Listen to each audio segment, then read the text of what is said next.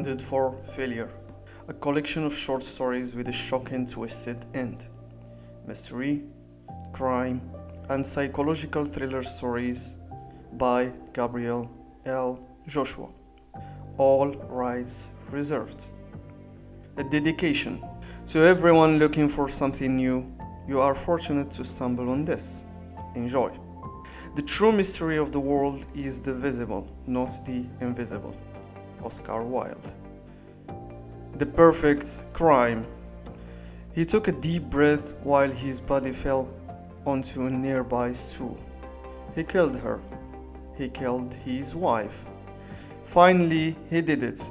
He had planned it for a long time since he decided that he could no longer tolerate her constant annoyance nor her ceaseless quarrels.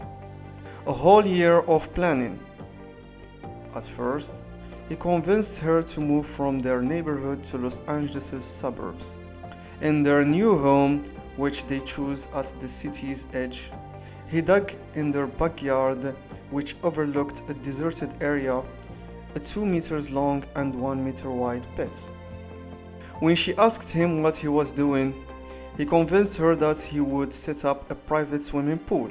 He instructed her not to tell anyone because he wanted it to be a surprise, and she kept it a secret because she loved to show off. The only thing that bothered him during the digging process was the ants. Giant, huge ants fell in the soil everywhere as if they were settling a new home. He tried to eliminate the ants and their painful stings using insecticides, burning fluids, and even gasoline, which he poured into their hole, then set it on fire. The ants disappeared every time, but they always reappeared a few days later. In the end, he was tired of the fighting, so he decided to be satisfied by wearing some protective clothes. The city agricultural engineer told him that it was a termite resistant to regular pesticides and promised to bring a particular pesticide. But he didn't. And on the other hand, he didn't ask him again because he didn't want to attract attention to the hole in which his wife would settle forever. He complained to everyone about his wife throughout that year, saying she was no longer in love with him and that he suspected her relationship with another person. Several months later, he began to complain that she was threatening to leave him. He realized that the hour of execution had come. So one night, and while she was preparing dinner, he surprised her with a nylon bag on her head. He held it tightly and pushed his body away from her to avoid her nails and kicks until her breath subsided and stopped forever. He was sure that she took her last breath, but despite that, he kept grasping the bag with force until he realized that she couldn't survive. Her features inside the bag were hideous, with her tongue hanging out of her mouth and her eyes wide in pain and terror. He dropped the bag with a trembling hand and threw it into a leftover basket, and then he sat panting. The essential step was done. She was killed, and the next step was to bury her. After putting her body in the pit, he would pour some tar on her body to ensure that her corpse's smell wouldn't leak out. After that, he would pour dirt on her. He wanted a few minutes to calm down before contacting everyone, including her family, relatives, colleagues, and friends.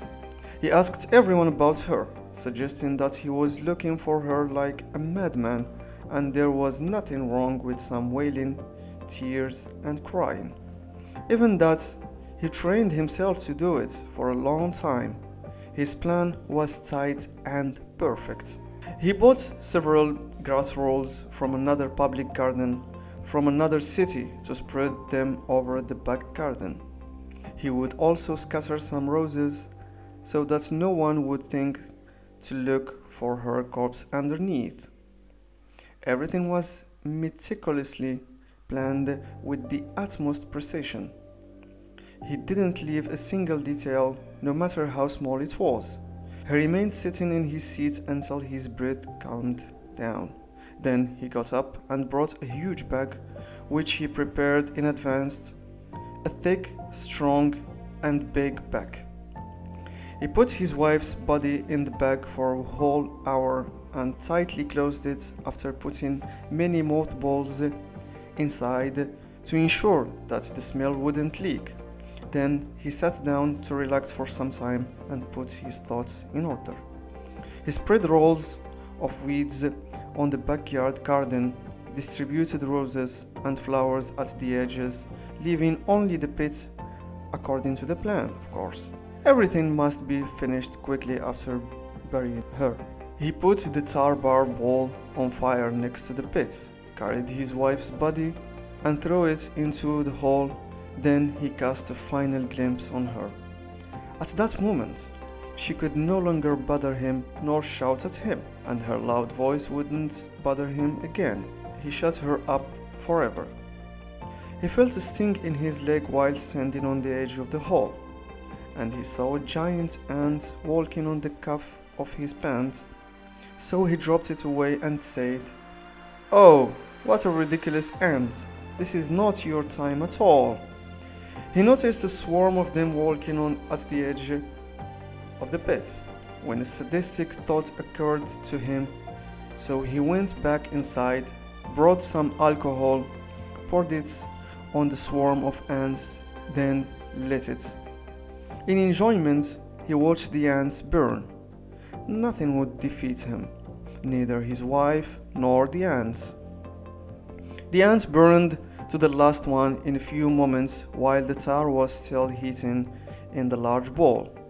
A few seconds later, it flowed and became like a dark black lake.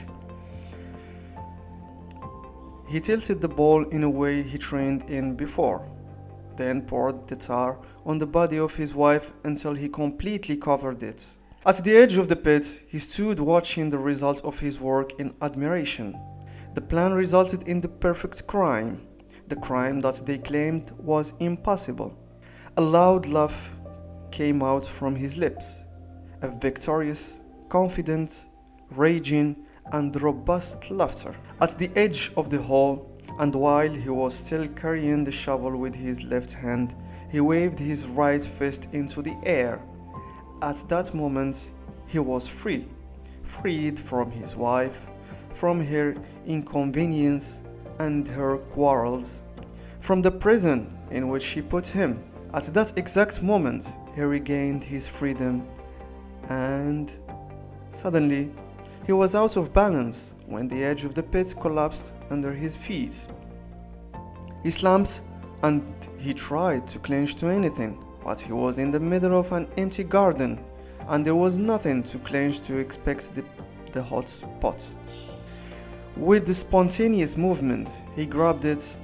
Still, the heat of the bowl forced him to let go, falling to the bottom next to his wife. In a strange harmony, the digging shovel fell on his head and hit him at the exact moment that he felt something scorching on his legs. Then he lost consciousness. He didn't know how long he was unconscious when he woke up, but it wasn't for a long time because it was still dark out there. For him, it was just a tiny incident, so he would come out of the hole to continue the plan. But he was unable to move his right arm and legs. What happened? Did he hit something? He tried to raise his hand and tilt his eyesight to realize what happened. He was shocked. His legs were stuck to the tar, which he poured over the body of his wife. He realized that part was not in the plan, and that possibility never crossed his mind. But there was still hope because his left arm was free, and so was his spade. He could use his edge to free his legs and right arm. It was only a matter of time. A mistake like that wouldn't spoil his tight plan. But what was that pain? All over his body, he felt many painful bites. His eyes widened with horror. From the collapsed part, he revealed a colossal cell of a giant termite, and at that moment, his whole body was covered with them. Thousands of ants on his body, stinging him mercilessly, devouring him to death. In the end, he died an absurd death. The end.